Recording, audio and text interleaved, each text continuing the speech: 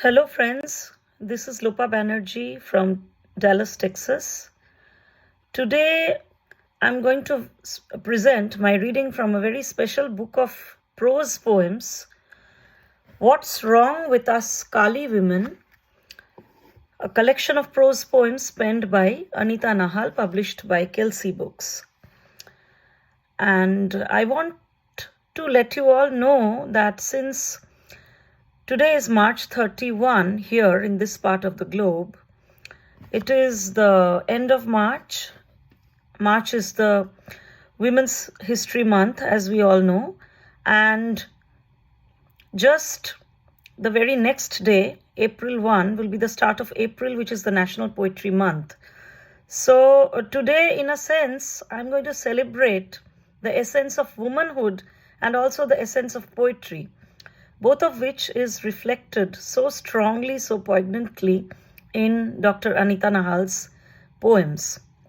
I've been fortunate enough to read all the prose poems of this collection, and I'm going to read out two very favorite poems of mine, both of them being prose poems, in which she depicts different aspects of her femininity from the perspective of being an immigrant woman in the United States.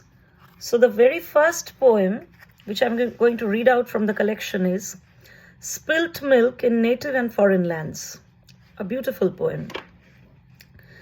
It's not easy to define anyone's tip of the iceberg's gory glory. Tracy Ellis Ross said, "A woman's fury holds lifetimes of wisdom." They say, most women are more restless than men, a bit more. After all, their heartbeats are preoccupied, a bit more. And if you feel their restlessness leads to anger sometimes, a rebellion sometimes, a certain withdrawal, suspicion, angst, a certain everything kind of trepidation, remember not to merge the silvery moon and the sun's redness. Could be a brawl. Because of you, me and others can be the real stories, some fully cooked, some half-baked, though always real. What am I going to do with this single woman, this single mother, woman of color, immigrant story, this? Escaping from abusive memories, aching to create new benign ones? Lots of spilt milk. Rusting and untrusting can be the almirahs of our minds. What a beautiful line. Rusting and untrusting can be the almirahs of our mind. What to hold, hug or not? Left behind many nightmares. Go now, go. Run, fast, run. Take your child and go to a place far away and then some. Can't be the moon or the once declared non gratis poor planet Pluto. It's too far out. Maybe across the oceans, foreign or homespun, a forced balanced prescription was prayed for, both exultant and upsetting. Most folks want a normalcy may come from their crossing and passages. It is, after all, spilt milk. And all that matters in the end is to bathe in and shake hands with the sheen that shines on spilt milk that dries in native or foreign lands. What a beautiful, poignant poem of a struggling woman, a victorious woman, and a woman with so many battles won, so many perspectives in her body, mind, and spirit. The next poem I'm going to read from this collection, Kali asks, 2, 3 repeated or karmic wrongs make a right? Another very, very powerful poem. I'm woken up in the middle of the night by nightmares or infernos gulping homes, smoke rising and rising, nowhere to go.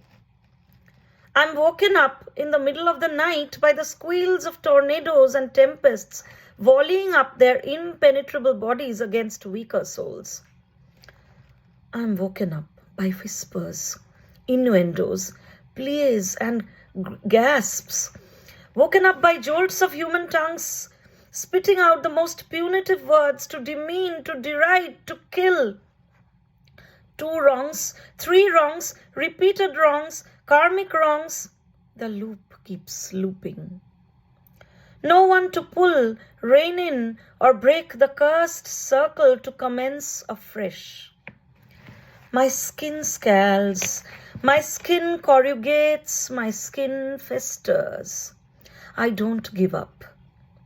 I am Kali and Parvati, and I am dark and a goddess too. I can control time, alter time, make time difficult for you, take you away from time. I am magnificent. I forgive. I have streaming passion that is filled with Shiva's Tandavam. He may lay at my feet, may seem in obedience, may seem asleep on purpose. Mistake not, he is very aware. Maybe in awe, in veneration of my Shakti, my ardor that fills him, rouses and arouses him, keeps him guessing. I'm modern. I'm a traditionalist. I destroy. I love.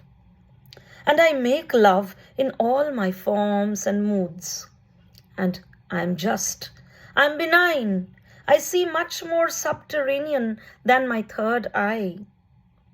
I scrabble the third often to make sure no scrap of learning is left untouched. I may not fully understand each entry of learning.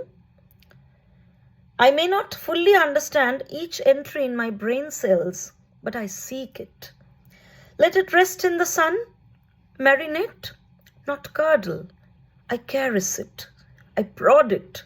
I hope that humans can feel it too. I'm a female goddess, just imparting unscrupulously what's circulating in my frame.